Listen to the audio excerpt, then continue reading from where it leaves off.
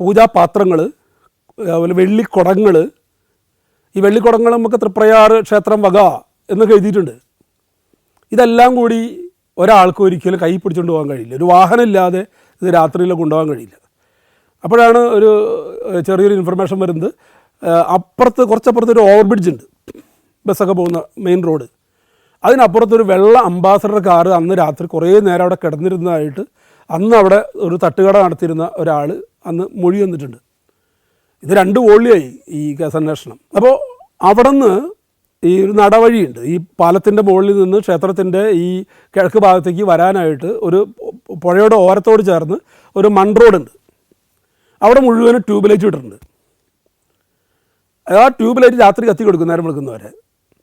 പക്ഷെ അന്നത്തെ ദിവസം ആ ട്യൂബ് ലൈറ്റുകളെല്ലാം തിരിച്ചു വച്ചിരിക്കുകയാണ് എന്ന് പറഞ്ഞാൽ ഒരാൾ വന്നാൽ കാണാതെ. അപ്പോൾ നല്ല പ്ലാനിങ്ങോടുകൂടി വെൽ പ്ലാൻഡായിട്ട് ചെയ്തിട്ടുള്ളത്. അതായത് ഈ സെക്യൂരിറ്റിക്കാർക്ക് എന്തെങ്കിലും അവിടെ ഇരുത്തി എന്തെങ്കിലും ഇത് കൊടുത്തിട്ടുണ്ടാകാം, കൊടുക്കാൻ പാടില്ലാത്ത എന്തെങ്കിലും കൊടുത്ത് അവരെ ഇത് ചെയ്തിട്ടുണ്ടാകാം. കാരണം സംശയിക്കാൻ കാര്യം എന്താ വെച്ചാൽ ഇതിൽ അന്ന് ഒരു ചെറിയ ചാറ്റൽ മഴ ഉണ്ടായിട്ടുണ്ട്. അപ്പോൾ ആ ചാറ്റൽ മഴ ഉള്ളതുകൊണ്ട് പല സ്ഥലത്ത് ചെളി കെട്ടി നിൽക്കുന്നുണ്ട്. അപ്പോൾ ഇതിനടുത്തൊരു സ്റ്റോർ റൂമുണ്ട്. ആ സ്റ്റോർ റൂമിൽ ഈ പഴക്കൊലകൾ അത് ഇതൊക്കെ ഇങ്ങനെ തൂങ്ങി കിടക്കുന്നുണ്ട്, വഴിപാടായിട്ട് ലഭിച്ചതൊക്കെ. അപ്പോൾ ആ പഴക്കൊലയുടെ ആ സ്റ്റോർ റൂമിൻ്റെ പുറത്ത് 2-3 ഫുട് പ്രിൻറ്റ്സ് ഉണ്ട്, ഈ മഴയത്ത് നടന്ന് വന്നിട്ടുണ്ട്. അത് സെക്യൂരിറ്റിക്കാരുടെ അടുത്ത് ചോദിച്ചപ്പോൾ, അല്ല എനിക്ക് ഒരു സെക്യൂരിറ്റിക്കാരനെ കാണാൻ പറ്റിയുള്ളൂ, ഒരാൾ എന്നോട് എൻ്റെ അന്വേഷണം വരുമ്പോഴേക്കും ഒരാൾ മരിച്ചിരുന്നു.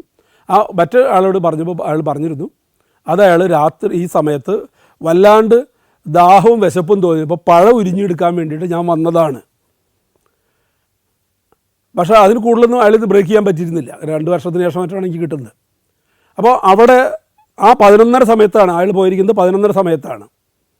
അപ്പോൾ ഈ 11:30 സമയത്ത് അയാൾ പറയുന്നു ആ സമയത്ത് ആ ഫുട് പ്രിൻ്റുള്ള അവിടേക്ക് പഴമെടുക്കാൻ പോകണമെങ്കിൽ, രാത്രി ഭക്ഷണം കഴിച്ച ഒരാൾക്ക് ആ സമയത്ത് പോകണമെന്നുണ്ടെങ്കിൽ എന്തെങ്കിലും തരത്തിലുള്ള ഒരു മദ്യമോ മറ്റെന്തെങ്കിലും കൊടുത്തിട്ടുണ്ടാകാം. അപ്പോൾ ആരൊക്കെയോ വളരെ പ്ലാൻഡായിട്ട് ചെയ്ത ഒരു കവർച്ച. അത് അന്നത്തെ DYSP ശശികുമാർ സാറും വലപ്പാട് CA ആയിരുന്ന ഷാഹുൽ ഹമീദൊക്കെ വലിയ ടീമുകളായിട്ട് തിരിഞ്ഞ് വലിയ രീതിയിൽ അന്വേഷണം നടത്തിയതാണ്. തെളിയിക്കാൻ കഴിഞ്ഞില്ല. അപ്പോൾ അത് അതിൽ എത്രമാത്രം എഫർട്ട് അതിനകത്ത് എടുത്തുന്ന മനസ്സിലാക്കണം. കാരണം ഒരു ക്ഷേത്രം എങ്ങനെയാണ് പിറ്റേ ദിവസം തൊട്ടുള്ള 3 മണിക്ക് ക്ഷേത്രം പള്ളി ഉണർത്തലോടുകൂടിയാണ് ഈ തൃപ്രയാർ ക്ഷേത്രം പോലുള്ള മഹാക്ഷേത്രങ്ങൾ രാവിലെ തുടങ്ങുന്നത്. ഈ നാഗസ്വരവും ചെണ്ടയും മദ്ദളവും ശംഖുമൊക്കെ ആയിട്ടുള്ള വാദ്യങ്ങളോട് കൂടിയിട്ടാണ് ഈ പള്ളി ഉണർത്തലുണ്ടാവുന്നത്. എന്നിട്ടാണ് തിരുമേനി അകത്തേക്ക് കയറി വരുന്നത്. ആ സമയത്ത് ആചാരവടി കഥനവടിയുടെ ആ സമയത്തൊക്കെ 3 മണിക്കാണ്. അപ്പോൾ ഈ വാദ്യക്കാരായിട്ടുള്ള ആളുകളെ, ഈ കഥനവടി വയ്ക്കുന്ന ആളുകളൊക്കെ തൊട്ടപ്പുറത്താണ് താമസിക്കുന്നത്. ആ കോമ്പൗണ്ടിൻ്റെ തൊട്ട് തെക്ക് ഭാഗത്താണ് അവർ താമസിക്കുന്നത്. അപ്പോൾ അവരുടെ മൊഴികൾ, അതിലുപരി ഈ ഗോപുരവാതിൽ കുറച്ച് കാലം മുമ്പാണ്, ഈ ശ്രീകോവിൽ കുറച്ച് മുമ്പാണ് അത് പുതുക്കി പണിതിട്ടുള്ളത് സ്വർണ്ണത്തിൽ. അപ്പോൾ അത് പണിത കരാറുകാരനാരാണ്, അയാളുടെ ബാക്ക്ഗ്രൗണ്ട് എന്താണ്, അയാളെ തൊഴിലാളികൾ ആരാണ്, അവർക്ക് എന്തെങ്കിലും ക്രിമിനൽ ഹിസ്റ്ററി ഉള്ളവരുണ്ടോ, അന്ന് രാത്രി അവരെവിടെയായിരുന്നു, അവർക്ക് എന്തെങ്കിലും കൂടുതലായിട്ട് സമ്പാദ്യങ്ങൾ സമീപകാലത്ത് ഉണ്ടായിട്ടുണ്ടോ, അങ്ങനെ ഓരോ ഇഞ്ചും അങ്ങനെ കൃത്യമായിട്ട് ഉള്ള കേസ് അന്വേഷണമായിരുന്നു. അതിനിടയിൽ ഒരു ഉമക്കത്ത് കിട്ടി. തൊട്ടപ്പുറത്ത് ഒരു പൊട്ടക്കിണറുണ്ട്. ആ കിണറ്റിൽ ഈ പഞ്ചലോഹ വിഗ്രഹവും കുടങ്ങളുണ്ട് എന്നുള്ള രീതിയിൽ. കാരണം അവിടെ ചെന്ന്, കാരണം എങ്ങനെയാണ് പല മോഷ്ടാക്കളും ഇതുപോലെ കടത്തിക്കൊണ്ടുപോകാൻ ബുദ്ധിമുട്ടുള്ള മോഷണങ്ങൾ നടത്തി കഴിഞ്ഞാൽ അവരവിടെ നിന്ന് മാറ്റിയിട്ട് അന്ന് കൊണ്ടുപോവില്ല.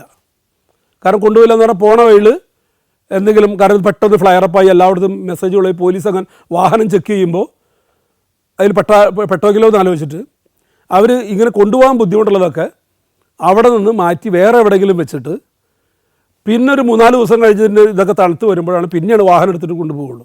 പ്രൊഫഷണൽ മോഷ്ടാക്കൾ ചെയ്യുന്ന രീതിയാണത്. അപ്പോൾ അതുപോലെയാണ് ഈ കിണറ്റിൽ കൊണ്ടിടുന്നതിൻ്റെ രീതി അതാണ്. അപ്പോൾ കിണറ്റിലുള്ളവർ കിണറൊക്കെ വറ്റിച്ചു. അപ്പോൾ അതിനകത്തൊരു ഇൻഫർമേഷൻ ഉണ്ടായിരുന്നു, കത്തിലുണ്ടായിരുന്നു, അവിടെ ഒരു ദുർമരണം സംഭവിച്ചിട്ടുണ്ട്. അതൊക്കെ കറക്റ്റാണ്. ഒരു സ്ത്രീ വെള്ളം കോരുമ്പോൾ ആ കിണറ്റിൽ വീണ് മരിക്കുകയൊക്കെ ഉണ്ടായിട്ടുണ്ട്. അങ്ങനെ ഒരുപാട് ആശങ്കകളുണ്ടാകുന്ന ഒരു വലിയ ഒരു ക്ഷേത്രമോഷണ കേസ്. അപ്പോൾ ഞാനന്ന് ക്രൈംബ്രാഞ്ചിൻ്റെ ഇതിനു വേണ്ടി SP ആയിട്ട് സ്റ്റേറ്റ് വൈഡ് ജൂറിസ്ഡിക്ഷൻ ഉണ്ട് എനിക്ക്. എല്ലാ ജില്ലകളിലും, കേരളത്തിലെ 14 ജില്ലകളിലും എനിക്ക് കേസന്വേഷണം നടത്താനുള്ള ഒരു തെളിയിക്കപ്പെടാത്ത കേസുകൾ കൂട്ടത്തിൽ തരും. കാരണം പിന്നെ അധികം ക്ഷേത്രമോഷണങ്ങളിൽ നിന്ന് ഇല്ലാണ്ടായപ്പോൾ ഇതുപോലുള്ള കേസുകളും അന്വേഷിക്കാൻ തരാൻ തുടങ്ങി. അപ്പോൾ അതും കയ്യിലുണ്ട്, ലിസ്റ്റുണ്ട്, അതിനുള്ള വാറണ്ടുകൾ പേരിൽ ലിസ്റ്റിലുണ്ട്. അപ്പോൾ അങ്ങനെ ഇരിക്കുമ്പോൾ ഒരു ഇൻഫർമേഷൻ കിട്ടി. ഇതിൽ ഈ ആലപ്പുഴ ജില്ലയിൽ പ്രവീൺ വധം സെൻസേഷൻ ആവുന്നതിൻ്റെ കാര്യം അറിയാം. DYSP പ്രതിയായിട്ടുള്ള DYSP ഷാജി പ്രതിയായിട്ടുള്ള കൊലക്കേസ്. DYSPയുടെ നിർദ്ദേശപ്രകാരം ഗുണ്ടാ സംഘങ്ങൾ, വാടക കൊലയാളികൾ, പള്ളുരുത്തി പ്രിയനും, സുനിൽ, ബിനു, സജീഷ്, ഈ 4 പേരും കൂടി, അതായത് DYSP ഷാജിയുടെ ഭാര്യയുമായിട്ട് ഒരു അവിഹിത ബന്ധമുണ്ട് ഈ പ്രവീണ എന്ന സംശയത്തിന്മേൽ. അപ്പോൾ DYSP ഷാജി ട്രാൻസ്ഫറായിട്ട് മലപ്പുറത്തേക്ക് പോയി. അപ്പോൾ അദ്ദേഹത്തിന് കുറേ ബസ് സർവീസ് ഉണ്ട്. സർക്കാർ ജീവനക്കാരനായതുകൊണ്ട് അയാളുടെ പേരിൽ നടത്താൻ പറ്റാത്തതുകൊണ്ട് ഭാര്യയുടെ പേരിലാണ് ആ ബസ് സർവീസുകളൊക്കെ നടക്കുന്നത്. അയാൾക്ക് പെട്ടെന്ന് അയാൾക്ക് മലപ്പുറം അഡ്മിനായിട്ട് ട്രാൻസ്ഫറായി പോയപ്പോൾ ഇത് നോക്കി നടത്താൻ വേണ്ടി ഇയാളൊരു ബന്ധു കൂടിയായിട്ടുള്ള ഒരു പാവം പിടിച്ച ഒരു പ്രവീൺ എന്ന് പറയുന്ന ഒരു പയ്യൻ, പാവം പിടിച്ച സാമ്പത്തികമായിട്ടുള്ള ഇതാണ് ഞാൻ പറയുന്നത്, സാമ്പത്തികമായിട്ട് ബുദ്ധിമുട്ടുള്ള ഒരു പ്രവീൺ എന്ന് പറയുന്നൊരു ബന്ധുവിനെ, ചെറുപ്പക്കാരനെ ഈ ബസ്സുകൾ നോക്കി നടത്താനും കുടുംബകാര്യങ്ങൾക്കൊക്കെ വേണ്ടി ചുമതലപ്പെടുത്തി. അപ്പം അന്ന് പത്രത്തിൽ കാണുന്നതിന് ചാനലിൽ കാണുന്നതിലൊക്കെ ഒരു സംശയം എന്നുള്ള രീതിയിലുള്ള വാക്കാണെങ്കിലും ഈ പ്രവീൺ പറഞ്ഞതായിട്ട് വേറെ ഒരാൾ ഒരു രഹസ്യമായിട്ട് DSP ഷാജിയോട് പറഞ്ഞു, ഷാജി സാറിന് ശേഷിയില്ല, ഭാര്യയെ തൃപ്തിപ്പെടുത്താൻ കഴിവില്ല, ഷുഗറൊക്കെ വന്നു, 19 വയസ്സ് കഴിഞ്ഞപ്പോൾ പൊതുവിലെ ആണുങ്ങൾക്ക് ഉണ്ടാകുന്ന ഒരു ബലഹീനതയാണ്. അപ്പോൾ അത് സ്വാഭാവികമായിട്ട് ഭാര്യയ്ക്ക് മാത്രമേ അറിയുള്ളൂ. ഭാര്യയ്ക്ക് മാത്രം അറിയുന്നൊരു കാര്യം, ഇവൻ നോക്കാൻ നിർത്തിയിരിക്കുന്ന ഇവൻ മദ്യം കഴിക്കുമ്പോഴോ മറ്റെപ്പോഴോ വേറൊരാളോട് പറഞ്ഞതായിട്ട് കേട്ടറിവ് മാത്രമേ ഉള്ളൂ, അല്ലാണ്ട് നേരിട്ടുള്ള അറിവൊന്നുമില്ല. അന്നോട്ട് ഇദ്ദേഹം അത് സൂക്ഷ്മമായിട്ട് അതിനെക്കുറിച്ച് അന്വേഷിച്ചു. അദ്ദേഹത്തിന് അത് അങ്ങനെ തന്നെയാണെന്നാണ് അദ്ദേഹത്തിന് ഒരു കിട്ടിയ ഇൻഫർമേഷൻ. അങ്ങനെയാണ് ഈ പ്രവീണിനെ കൊന്ന് ആദ്യം കഴുത്തറുത്ത് കുഴിച്ചിട്ടു. പിന്നെയാണ് അത് പുലിവാലാവുന്നു വന്നിട്ട് അവിടെ നിന്ന് കുഴിച്ചെടുത്തോർത്ത് രണ്ടാമതെടുത്തിട്ട് ബോട്ടിൽ കൊണ്ടുപോയി തണ്ണീർമുക്കം ബണ്ടിൻ്റെയൊക്കെ പല സ്ഥലത്തും നേവൽ ബേസിൻ്റെ അവിടെ കാലും പിന്നെ മറ്റ് ഒരു സ്ഥലത്ത് തലയൊക്കെ ആയിട്ട് പല സ്ഥലത്ത് ഉപേക്ഷിച്ച് ഇട്ടത്. നോർമലി പോലീസിൻ്റെ ഒരു അറിവ് എപ്പോഴും തല ഇല്ലാത്തൊരു ബോഡി ഐഡൻറ്റിഫൈ ചെയ്യാൻ എളുപ്പമല്ല. അത് ഇദ്ദേഹം ക്രൈംബ്രാഞ്ചിലിരിക്കുന്ന സമയത്ത് ഇദ്ദേഹത്തിനും അങ്ങനത്തെ കേസ് അദ്ദേഹം അന്വേഷിച്ചിട്ടുണ്ട്. അപ്പോൾ പിന്നെ കബന്ധം എന്ന് പറയുന്ന പോലെ ഈ ഡെഡ് ബോഡി തലയില്ലാതെ വെള്ളത്തിലിട്ട് കഴിഞ്ഞാൽ പിന്നെ എളുപ്പം പൊന്തി വരില്ല. ഇങ്ങനെയൊക്കെ കുറേ വിവരങ്ങളുണ്ട് പോലീസിൽ. അത് ഉപയോഗിച്ചിട്ടാണോ എന്ന് അറിയില്ല. അപ്പോൾ ഇത്തരത്തിൽ പല സ്ഥലത്തും കൊണ്ടിട്ടു. ഈ കഴുത്തറുക്കുന്നതും ഏറ്റവും ക്രൂരമായിട്ട് ഈ ഡെഡ് ബോഡിയിൽ ഇത് ചെയ്യണതും കൊല്ലുന്നതും ഒക്കെ സജീഷ് എന്ന് പറയുന്ന പ്രതിയാണ്. പക്ഷെ സജീഷിനെ അറസ്റ്റ് ചെയ്യാൻ കഴിഞ്ഞില്ല. കാരണം ഈ സംഭവത്തിന് ശേഷം വാടക കൊലയാളികളായ ഈ ബിനു പിന്നെ ഇയാളുടെ ബന്ധുവാണ്, ഈ ഷാജി DSPയുടെ ബന്ധുവാണ്. മറ്റ് സുനിലും മറ്റുള്ളവരൊക്കെ ഈ ബോംബയ്ക്ക് പോയി, സജീഷും എല്ലാവരും കൂടിയിട്ട് പ്രിയനും കൂടിയിട്ട് ബോംബയ്ക്ക് പോയി. കുറച്ച് കഴിഞ്ഞ് ബോംബെയിൽ നിന്ന് ഇവർ തമ്മിൽ വഴക്കായി. ഈ പ്രിയനും സുനിലും സജീഷായിട്ട് വഴക്കായി എന്ന് അവർ പറയണു. അങ്ങനെ സജീഷ് അവിടുന്ന് കൂട്ടം തെറ്റി പിരിഞ്ഞ് എവിടേക്കോ പോയി. അന്നോട്ട് എന്ന് പറഞ്ഞാൽ അന്ന് ഒരു 10 വർഷം കഴിഞ്ഞിട്ടുണ്ട് ഈ സംഭവം പറയുമ്പോൾ. ആ 10 വർഷം മുമ്പോട്ട് സജീഷിനെ കുറിച്ച് ആർക്കും യാതൊരു വിവരവുമില്ല. പ്രിയനെ അറസ്റ്റ് ചെയ്തു, സുനിലിനെ അറസ്റ്റ് ചെയ്തു, ബിനുവിനെ അറസ്റ്റ് ചെയ്തു, DSP ഷാജിയെ അറസ്റ്റ് ചെയ്തു, കോടതിയിൽ ട്രയൽ വന്നു, ജീവപര്യന്തത്തിന് ശിക്ഷിച്ചു. അപ്പോൾ DSP ഷാജി അന്വേഷണത്തിനോട് തീരെ സഹകരിച്ചില്ല. അന്വേഷണ ഉദ്യോഗസ്ഥന്മാരോട് ഷൗട്ട് ചെയ്യലും കാര്യങ്ങളൊക്കെ ആയപ്പോൾ അത്ര പറഞ്ഞൊരു കോമയിൽ നിർത്തുകയാണ്. അത് ശരിക്കും DSP ഷാജിയിലേക്ക് തന്നെ എല്ലാം കൊണ്ട് ഫോക്കസ് ചെയ്ത് വന്നു. അന്വേഷണത്തിൻ്റെ പേന അവിടെ കൊണ്ടെത്തിച്ചു.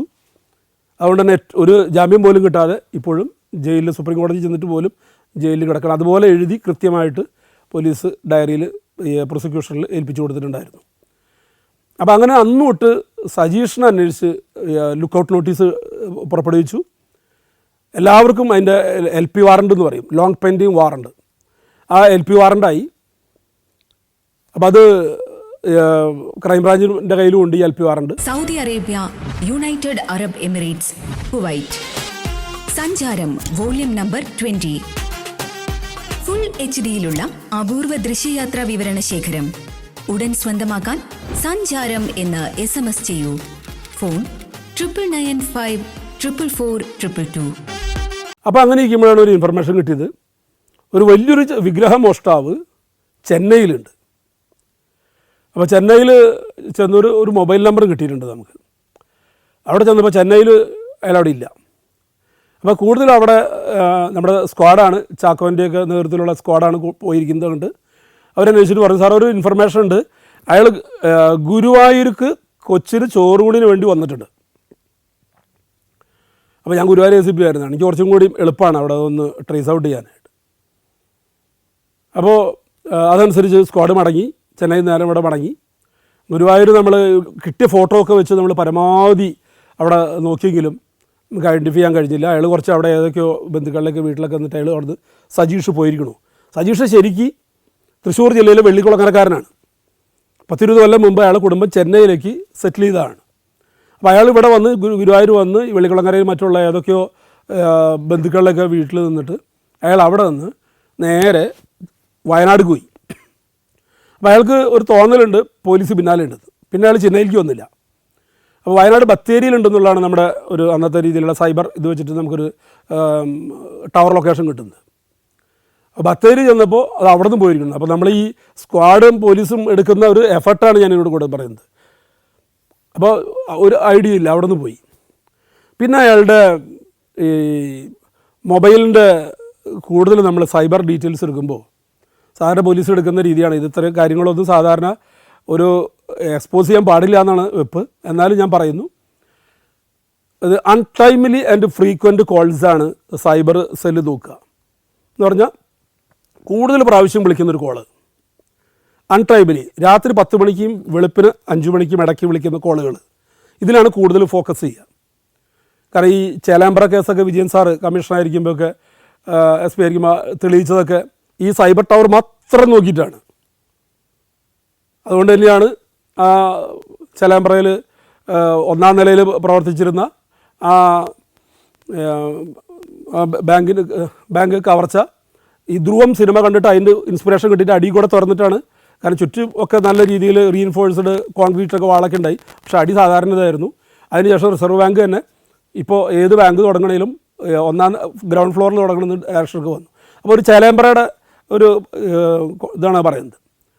അപ്പോൾ അങ്ങനെ ആ ഒരു അനുഭവം നമുക്കുണ്ട്. പരമാവധി ഈ സൈബറിൽ തന്നെ നമ്മൾ കോൺസെൻട്രേറ്റ് ചെയ്തു. അപ്പോൾ ആ ഇതിനകത്ത് ഒരു നമ്പറിൽ നിന്ന് കൂടെ ഇയാളുടെ ഇതിലേക്ക് കോൾ വരുന്നുണ്ട്. അത് നോക്കിയപ്പോൾ വടകരയാണ് ലൊക്കേഷൻ കാണിക്കുന്നത്. അങ്ങനെ അവിടെ നിന്ന് നേരെ വടകര വന്നു കുറച്ചും കൂടി നോക്കുമ്പോൾ പയ്യോളിയാണ് സ്ഥലം. പയ്യോളിയിലൊരു നമ്പറിൽ നിന്നാണ് വരുന്നത്. അങ്ങനെ അവിടെ ചെന്ന് അത് നോക്കിയപ്പോൾ ഒരു ഓട്ടോറിക്ഷ ഡ്രൈവറുടെ നമ്പറാണ്. അങ്ങനെ അവിടെ വന്ന് ഓട്ടോറിക്ഷ ഡ്രൈവറെ പൊക്കി അയാളുടെ കാര്യങ്ങൾ ചോദിച്ചപ്പോൾ പറഞ്ഞു, ഇത് എൻ്റെ ചേട്ടൻ്റെ ഒരു സുഹൃത്താണ് വിളിച്ചുകൊണ്ടിരിക്കുന്നത്. അപ്പോൾ ചേട്ടൻ്റെ സുഹൃത്ത് ഇപ്പോൾ എവിടെയുണ്ട്? ഇവിടെ അടുത്ത് ഒരു വീട്ടിൽ വാടകയ്ക്ക് താമസിക്കുന്നുണ്ട്. 15 ദിവസത്തോളമായിട്ട് അവിടെയാണുള്ളത്. അവിടെ ചെന്നു, കറക്റ്റ് നമ്മൾ ഐഡൻറ്റിഫൈ ചെയ്തു, സജീഷിൻ്റെ ഫോട്ടോ വെച്ചു ഐഡൻറ്റിഫൈ ചെയ്തു. അപ്പോൾ അയാൾ ഇതിനിടയിൽ ഈ ബോംബെയിൽ നിന്ന് പോയിട്ട് അയാൾ ആന്ധ്രയിൽ കുറേ കാലം ഉണ്ടായിരുന്നു എന്ന് പറഞ്ഞു, ചിറ്റൂർ. അത് കഴിഞ്ഞ് പിന്നെ എന്നിട്ടാണ് ചെന്നൈയിൽ വന്നത്. ഇതിനിടയിൽ അയാൾ വിവാഹിതനായി, 2 കുട്ടികളുണ്ടായി. ആ 2ാമത്തെ കുട്ടിയുടെ ചോറൂണിനാണ് അയാൾ ഈ ഗുരുവായൂർ അന്ന് വന്നിരുന്നത്. അപ്പോൾ 10 കൊല്ലത്തിന് ശേഷം അതിലെ മുഖ്യപ്രതി ആയിട്ടുള്ള ഒരാളെ അറസ്റ്റ് ചെയ്യാൻ കഴിഞ്ഞു എന്നുള്ളൊരു ചാരിതാർത്ഥ്യമുണ്ട്. അപ്പോൾ കൂട്ടത്തിൽ കുറേ കാലമായിട്ട് ആ കേസുമായിട്ട് ബന്ധപ്പെട്ടിട്ട് ഒരു സംശയം മനസ്സിലുണ്ട്. അതൊക്കെ അത് ചോദ്യം ചെയ്ത് നിവർത്തി വരുത്തി. അതിൻ്റെ റിസൾട്ട് ഞാൻ പറയുന്നില്ല, വേറൊന്നുമല്ല. ആലുവാപ്പുഴയിൽ ഒരു സന്യാസി മുങ്ങി മരിച്ച ഒരു സംഭവമുണ്ട്. നന്നായിട്ട് നീന്തലറിയാവുന്ന, കേരളത്തിൽ അറിയപ്പെടുന്ന ഒരു മഠത്തിൻ്റെ മഠാധിപതിയായിട്ടുള്ള സന്യാസി മുങ്ങി മരിച്ചു. മുങ്ങിമരണമാണ്. അപ്പോൾ അതിലൊരുപാട് ദുരൂഹതകൾ പറഞ്ഞ് അത് ക്രൈംബ്രാഞ്ചാണ് അന്വേഷിച്ചുകൊണ്ടിരുന്നത്. അപ്പോൾ അന്ന് കേട്ടിരുന്നൊരു കഥയുണ്ട്. പള്ളുരുത്തി പ്രിയൻ എന്ന് പറയുന്ന എറണാകുളത്തെ ഏറ്റവും വലിയ ഗുണ്ട, ഈ പ്രവീൺ വധക്കേസിലെ പ്രതി, അയാളെ പുഴയുടെ അക്കരയ്ക്ക് നീന്തി പോകുന്നതായിട്ട് അന്ന് കണ്ടതായിട്ട് ചില ദൃക്സാക്ഷികൾ പറഞ്ഞു എന്ന് പറഞ്ഞ് ഒരു കഥയുണ്ട്. സജീഷും പ്രിയനും തമ്മിൽ ഭയങ്കര സുഹൃത്തുക്കളായിരുന്നു. ഒരിക്കലും അവർ സ്പിരിറ്റ് കച്ചവടമൊക്കെ നടത്തിയിരുന്നതാണ്, തമിഴ്നാട്ടിൽ നിന്ന് ഇവിടേക്ക് കൊണ്ടുവന്നിട്ട്. അത്രയും കൂട്ടുകയാണ് അവർ രണ്ടുപേരും. പ്രിയൻ്റെ എല്ലാ കാര്യങ്ങളും സജീവനാണ് വിളിക്കുക, സജിക്ക് അറിയാം. അപ്പോൾ അതിൻ്റെ എന്താണ് വസ്തുത എന്നൊക്കെ സജിയോട് ചോദിച്ചിരുന്നു. സജി അതിന് മറുപടിയും പറഞ്ഞിരുന്നു. പക്ഷെ അത് നമ്മുടെ ഈ ഒരു സർവീസ് സ്റ്റോറിയിൽ അതിൻ്റെ ഒരു എക്സ്പോഷറിന് പ്രസക്തിയില്ലാത്തതുകൊണ്ട് ഞാനത് ആ ഭാഗം അവിടെ വെച്ച് കട്ട് ചെയ്യുന്നു. ഇതിനിടയിൽ ഈ തൃപ്രയാർ മോഷണ കേസിൻ്റെ ഇടയിലാണ് നമ്മൾ സജീഷിനെ അറസ്റ്റ് ചെയ്യാനും മറ്റ് സാഹചര്യങ്ങളൊക്കെ ഉണ്ടായത്. അതിൻ്റെ അന്വേഷണം തെളിവില്ലാതെ അത് അവസാനിപ്പിച്ചു. പക്ഷേ ആ കൂട്ടത്തിൽ ഒരുപാട് ക്ഷേത്രമോഷ്ടാക്കളെയും മറ്റാളുകളെയും പിടിക്കാൻ പറ്റി. അതിലൊരാളാണ് പൂവരണി ജോയ് എന്ന് പറയുന്ന, ജോയ് ജോസഫ് എന്ന് പറയുന്ന കോട്ടയം ജില്ലക്കാരൻ. അയാൾ 100ഓളം കേസുകളിൽ, ക്ഷേത്രമോഷണ കേസുണ്ട്, എല്ലാ കേസുമുണ്ട്. കേസിലൊക്കെ അയാൾ പ്രതിയാണ്. അയാളെ കിട്ടി, അയാളെ അറസ്റ്റ് ചെയ്യാൻ പറ്റി. അതിൽ പാലക്കാട് ജില്ലയിലും തൃശ്ശൂർ ജില്ലയിലെയും എറണാകുളം ജില്ലയിലൊക്കെ ഒരുപാട് ക്ഷേത്രമോഷണങ്ങൾ തെളിഞ്ഞു. പിന്നെ ഒരു പരിധി വരെയൊക്കെ ഈ ഇത്രയും നൊട്ടോറിയസ് ക്രിമിനൽസിനെയൊക്കെ ചോദ്യം ചെയ്താൽ അവരിത് കിട്ടുള്ളൂ. നമ്മൾ ചോദിക്കുന്ന രീതി എന്ന് പറഞ്ഞാൽ അവൻ അതിന് മുമ്പുള്ള ഒരു നവംബർ മാസത്തിലാണ് ജയിലിൽ നിന്ന് പുറത്തു വരുന്നത്. ഒരു 17 കൊല്ലത്തോളം ശിക്ഷ അനുഭവിച്ചിട്ടുണ്ട്. അപ്പോൾ നമ്മൾ ചോദ്യം ചെയ്ത് അവൻ്റെ ഇൻട്രോഗേഷൻ്റെ മെത്തേഡ് അനുസരിച്ച് ചോദിക്കുക. ആദ്യം അവരോട് ഫ്രീ ആയിട്ട് ചോദിക്കും, നീ 17-ാം തീയതി ജയിലിൽ നിന്ന് ഇറങ്ങി, ഇപ്പോൾ ഇന്നിപ്പോൾ ഈ ഡേറ്റായി, ഇത്രയും നാൾ നീ എന്തൊക്കെ ചെയ്തു, ഓരോ ദിവസം ആലോചിച്ച് പറ. അപ്പോൾ അവൻ പറയുകയാണെങ്കിൽ ഞാൻ പുറത്ത് പോയി, ഞാനിങ്ങനെ ഇന്ന സ്ഥലത്ത് പോയി, അവിടെ ഒരു ഹോട്ടലിൽ കയറി നിന്നു, അവിടെ ഹോട്ടലിൽ പൊറോട്ട അടിക്കാൻ നിന്നു, ഞാൻ 2 മാസം അവിടെ നിന്നു, അത് കഴിഞ്ഞ് ഞാനിങ്ങനെ പോയി, ഇങ്ങനെ കുറേ കാര്യങ്ങൾ പറയും. അപ്പം അന്ന് 24 മണിക്കൂറിനകത്തൊരു പ്രതിയെ കിട്ടിക്കഴിഞ്ഞാൽ ഹാജരാക്കണം എന്നുള്ളതൊക്കെയാണ് നിയമം. കോൺസ്റ്റിറ്റ്യൂഷൻ എല്ലാം പറയുന്നതൊക്കെ തന്നെ നിയമം അതാണ്. പക്ഷേ ഈ മോഷ്ടാക്കളുടെ കാര്യത്തിലൊന്നും സ്ട്രിക്റ്റായിട്ടൊന്നും മുഴുവൻ അതുപോലെ പാലിക്കാൻ കഴിയില്ല. അപ്പോൾ എന്തായാലും അത് അവിടെ എഴുതിയെടുത്തിട്ട് അത് നമ്മൾ പോയി വെരിഫൈ ചെയ്യുകയാണ്. ഇവനെ തന്നെ കൊണ്ടുപോകും. അവൻ എവിടെയാണ് ഹോട്ടലിൽ പോയാന്ന് പറഞ്ഞാൽ അവിടേക്ക് കൊണ്ടുപോകും. അപ്പോൾ അവിടെ ചെല്ലുമ്പോൾ അവർ പറയും ഇങ്ങനെ ഒരാളിവിടെ വന്നിട്ടുമില്ല, ഇങ്ങനെ ഒരാളിവിടെ പൊറോട്ടയ്ക്ക് ആവശ്യമില്ല. അപ്പോൾ അവരോട് തിരിച്ചു ചോദിക്കും, ഇനി നീ ബാക്കിയുള്ള പണി നിനക്ക് അവിടെ ചെല്ലും തരാം, പിന്നെ ഒന്നും ചെയ്യേണ്ടി വരില്ല, വേറെ ദേഹോദരമൊന്നും ഏൽക്കേണ്ടി വരില്ല, കാരണം അങ്ങനെയുള്ള സ്ക്വാഡാണ് കൂടെയുള്ളത്. അപ്പോൾ അവനത് ബ്രേക്ക് ചെയ്യാൻ തുടങ്ങും. അപ്പോൾ അവനൊരു പ്രത്യേക സഹകരണ രീതിയിലേ പോവുള്ളൂ. പിന്നെ പറയാവുന്നതിന് മാക്സിമം അവൻ പറയും. അപ്പോൾ കാരണം അതിനപ്പുറത്ത് വേറെ മാർഗ്ഗങ്ങളൊന്നുമില്ല. എന്നാലും ഒരു 10-28ഓളം കേസുകൾ ഈ പൂവരണി ജോയിയെ അറസ്റ്റ് ചെയ്തപ്പോൾ കിട്ടിയ ആൾക്ക് അന്ന് തന്നെ അത്യാവശ്യം പ്രായമുണ്ട്. എന്നാലും അവർ അത് നിർത്തില്ല. അതാണ് മോഷണം. കാരണം മോഷണം എന്ന് പറഞ്ഞാൽ ഇറ്റ് ഇസ് എ ഹെബിച്വൽ ഒഫൻസ്. എത്ര ആരോഗ്യമുള്ളിടത്തോളം കാലം അവർ മോഷിക്കും. അതെന്താണ് അങ്ങനെ? ഇപ്പോൾ ഒരു കൊലക്കേസിലെ പ്രതി എന്ന് പറഞ്ഞാൽ അയാൾ ഒരു കൊലപാതകം കഴിഞ്ഞു, പ്രത്യേക സാഹചര്യത്തിൽ അയാൾ കൊന്നു, അല്ലെങ്കിൽ പ്രീവിയസ് എനിമിറ്റി ആകാം, അല്ലെങ്കിൽ പെട്ടെന്നുണ്ടായ എന്തെങ്കിലും ഇതാകാം, എന്തെങ്കിലും കാരണം കൊണ്ട്. പക്ഷെ അതോടുകൂടി പിന്നെ അയാൾ വേറെ ആളെ കൊല്ലാൻ നടക്കുന്നതൊക്കെ വളരെ കുറവാണ്. പക്ഷെ മോഷ്ടാവ് അങ്ങനെയല്ല, അത് ആവർത്തന സ്വഭാവമുള്ളതാണ്. കാരണം അത് ഏറ്റവും നീചമായൊരു കുറ്റമായിട്ടാണ് മനുഷ്യവംശമുള്ള കാലം തൊട്ട് അതിന് കണക്കാക്കുന്നത്. അതുകൊണ്ടാണ് 10 കമാൻഡ്മെൻറ്റ്സിൽ പോലും ഇത് പറയുന്നുണ്ട്, കൊല്ലരുത്, മോഷ്ടിക്കരുത് എന്ന് പറയുന്നതിൻ്റെ കാരണം. അവരെന്തുകൊണ്ടത് അവർക്ക് നിർത്താൻ പറ്റുന്നില്ല എന്ന് വെച്ചാൽ ചിലപ്പോൾ ഒരു ക്രോമസോമായിട്ടുള്ള ഡിസോർഡർ ആയിരിക്കാം, അവർ ക്രിമിനൽ ഇൻസ്റ്റിങ്ക്റ്റോടുകൂടി, കുറ്റവാസനയോടുകൂടി ജനിക്കുന്നതുകൊണ്ടാകാം. പക്ഷെ അവർ ഇപ്പോൾ 41 കൊല്ലം ജയിലിൽ കിടന്നാലും ഒരു റിഫർമേഷനും ഇല്ല. പുറത്തിറങ്ങിക്കഴിഞ്ഞാൽ വെരി നെക്സ്റ്റ് ഡേ തൊട്ട് അവരത് ചെയ്യും. ഒരു കള്ളനെ കള്ളനായിട്ട് തന്നെ സമൂഹം സ്റ്റാമ്പ് ചെയ്യുള്ളൂ. ഒരു കള്ളനും അവൻ്റെ വീട്ടിൽ താമസിക്കില്ല. അവൻ്റെ ഒരു ഫംഗ്ഷനുകളിലേക്ക് വരാൻ കഴിയില്ല. അവൻ്റെ അച്ഛനെ കാണാൻ അമ്മ മരിച്ചാൽ ആരും വരാൻ പറ്റില്ല. എന്നും അവൻ്റെ പേരിൽ എന്തെങ്കിലും കേസ് ഉണ്ടായിരിക്കും. ഒന്ന്. രണ്ടാമത് കള്ളൻ, അതൊരു 10 രൂപ മുട്ടിച്ചാലും. പണ്ട് ഒരു കൊല തേങ്ങയും 2 ഉണക്കമീനും മുട്ടിച്ചു കഴിഞ്ഞാൽ വരെ കേടിയാവുന്നൊരു കാലം ഉണ്ടായിരുന്നു. പലരുടെയും KDHS എന്ന് പറയും, ഹിസ്റ്ററി ഷീറ്റ്, അത് നോക്കുമ്പോൾ കാണാം. ഒരു കള്ളം വന്നിട്ട് അയാൾ 50 വയസ്സായി ഗൾഫിൽ പോകണം, പാസ്പോർട്ട് എടുക്കാൻ തന്നപ്പോൾ അയാൾ DC ആണെന്ന് പറഞ്ഞു. DC എന്ന് പറഞ്ഞാൽ ഡോസിയർ ക്രിമിനൽ എന്നാണ് അർത്ഥം. എന്ന് പറഞ്ഞാൽ ഒന്നിലധികം ജില്ലകളിൽ മോഷണ കേസുകളുള്ള ആളുകളെയാണ്. നോക്കിയപ്പോൾ അയാൾ പറഞ്ഞു, സാറേ എൻ്റെ ഹിസ്റ്ററി നോക്കിക്കോളാൻ പറഞ്ഞു. നോക്കിയപ്പോൾ ഇതാണ്, ഒരു കൊല തേങ്ങയും അതുപോലെ ഉണക്കമീൻ, ഇങ്ങനത്തെ 3 കേസിൽ പ്രതിയായതിനാണ് അയാൾ ജീവിതകാലം മുഴുവനും. ഇതൊരിക്കലും ഇപ്പോൾ KD എന്ന് പറയുന്നു, നോൺ ഡെപ്രഡേറ്റർ എന്നാണ് ഫുൾ ഫോം. നോൺ ക്രിമിനൽ ഡെപ്രഡേറ്റർ എന്ന് പറഞ്ഞാൽ അറിയപ്പെടുന്ന ക്രിമിനൽ എന്ന അർത്ഥമുള്ളൂ. അതാണ് KD. 2 അതിലധികം കേസുകളിൽ, കളവ് കേസുകളിൽ ശിക്ഷിക്കപ്പെട്ട് കഴിഞ്ഞാൽ അതിന് കുറേ യാഡ് സ്റ്റിക്സ് പറയുന്നുണ്ട്. അത് ശിക്ഷിക്കപ്പെട്ടാലൊക്കെ KD. ഈ KD ആയിക്കഴിഞ്ഞാൽ അവൻ്റെ പേരിൽ ഫോട്ടോ ഒക്കെ പതിച്ച്, പണ്ടൊക്കെ സ്ലേറ്റൊക്കെ ഇങ്ങനെ പിടിച്ചിട്ടുള്ള ഫോട്ടോ ഒക്കെ ആയിരിക്കും, അതൊക്കെ വെച്ച് ഇങ്ങനെയുള്ളൊരു ഫയലായിട്ട് സ്റ്റേഷനിൽ തുടങ്ങിയാൽ അതാരും പിന്നെ അത് സ്റ്റോപ്പ് ചെയ്യില്ല. കുറേ കൊല്ലം കഴിഞ്ഞിട്ട് ഇപ്പോൾ ആരെങ്കിലും തോന്നുകയാണ് ഇവനിപ്പോൾ വലിയ കുഴപ്പമൊന്നുമില്ലാണ്ട് കിടക്കണം, ഇത് ക്ലോസ് ചെയ്യാം എന്ന് പറഞ്ഞ് എഴുതി കഴിഞ്ഞാൽ അതും കുറേ റിമാർക്ക് വരും. ഈ ഓഫീസർക്ക് എന്താ അവരുടെ പ്രത്യേക ഒരു താല്പര്യം, അവൻ നാളെ മോഷ്ടിക്കില്ല എന്നുള്ളതിൽ എന്താ ഉറപ്പുള്ളത്? അപ്പോൾ അതങ്ങനെ മരണം വരെ അങ്ങനെ പോകും. അതുകൊണ്ടാണ് പലപ്പോഴും ഈ അൺഐഡൻറ്റിഫൈഡ് ഡെഡ് ബോഡി കണ്ടു കഴിഞ്ഞാൽ ആദ്യം ഫിംഗർ പ്രിൻറ്റ് പോകും, കിട്ടാവുന്നതാണെങ്കിൽ. അഴുകിയില്ല അല്ലാന്നുണ്ടെങ്കിൽ ഫിംഗർ പ്രിൻറ്റ് പോകും. കാരണം ഈ ഫിംഗർ പ്രിൻറ്റ് വെച്ച് നോക്കുമ്പോഴായിരിക്കും ഇവൻ എവിടത്തെങ്കിലും DC, അപ്പോൾ അവിടുത്തെ ആ ഫയൽ ക്ലോസ് ചെയ്യാമല്ലോ എന്നുള്ളതാണ്. അപ്പോൾ ആ രീതിയിൽ മോഷണം എന്ന് പറയുന്ന സ്റ്റേഷനിലെ ഇപ്പോൾ നൈറ്റ് പെട്രോൾ പോകുന്നത്, അതിലൊക്കെ നൈറ്റ് ബീറ്റ് ബുക്കിൽ എഴുതി കൊടുക്കുന്നത് മോഷണം മുതൽ മോഷ്ടിക്കുന്നവരെയും മോഷണം മുതൽ കൊണ്ടുപോകുന്നവരെയും ദൃഷ്ടി വെച്ച് മടങ്ങി വരാനൊക്കെയാണ് പഴയ മലയാളത്തിൽ എഴുതി വിടുക. എന്ന് പറഞ്ഞാൽ അവരെ നോക്കുക, രാത്രി മുഴുവനും ഏതെങ്കിലും ഒറ്റപ്പെട്ട വീടുകളിൽ ഒറ്റയ്ക്കൊരു സ്ത്രീ താമസിക്കുന്നിടത്ത് അവരുടെ സുരക്ഷ നോക്കണമെന്നോ ഇതൊന്നുമല്ല പറയുന്നത്. കുറേ സ്ഥലത്ത് ബീറ്റ് ബുക്കുകൾ വെച്ചിട്ടുണ്ടാവും, അതിലൊപ്പിടുക മോഷ്ടാക്കളെ മാത്രം. സംഭവം മോഷണം എന്ന് പറഞ്ഞു കഴിഞ്ഞാൽ എല്ലാവർക്കും അവനവൻ്റെ വീട്ടിലൊരു മോഷണം നടക്കുക എന്ന് പറഞ്ഞാൽ വലിയ പേടിയുള്ള കാര്യം തന്നെയാണ്. പക്ഷേ ആ മോഷ്ടാക്കൾ എന്ന് പറയുന്ന ആ വിഭാഗങ്ങൾ, ഇപ്പോൾ പ്രൊഫഷണൽ മോഷ്ടാക്കൾ, മലയാളികളായിട്ടുള്ള മോഷ്ടാക്കൾ വളരെ കുറവാണെന്ന് മാത്രം. പക്ഷേ ഇത് ഏറ്റവും നികൃഷ്ടമായിട്ടുള്ള ഒരു കുറ്റമായിട്ട് ഇന്നും കണക്കാക്കുന്നു. കാരണം ഒരു പോലീസ് ഓഫീസർ എന്ന് പറഞ്ഞാൽ അയാളൊരു അമാനുഷികനോ സൂപ്പർമാനൊന്നുമല്ല. അയാൾക്ക് നല്ല രീതിയിൽ ജോലി ചെയ്യാൻ കഴിയണമെങ്കിൽ 2 കാര്യങ്ങൾ വേണം.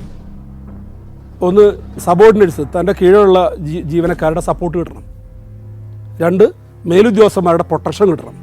എന്ത് ചെയ്താലും അയാളെ കൂടെ നിർത്താനുള്ളൊരു പ്രൊട്ടക്ഷൻ. ഇത് 2ഉം കൂടി പ്ലസ് ജനങ്ങളുടെ ഇടയിൽ ഒരു ഓണസ്റ്റ് ഓഫീസർ എന്നുള്ളൊരു ഇമ്പ്രഷൻ ഉണ്ടാകുക. ഇത്രയ്ക്കായാൽ മാത്രമാണല്ലോ ഒറ്റയ്ക്കൊരു പോലീസ് ഉദ്യോഗസ്ഥൻ ആരായാലും അയാൾക്ക് ഒന്നും ചെയ്യാൻ കഴിയില്ല ഈ ഇതിനകത്ത്. അപ്പോൾ അത് വെളിവാക്കുന്ന ഒരു സംഭവമാണ് ഞാൻ പറയാൻ ഉദ്ദേശിക്കുന്നത്.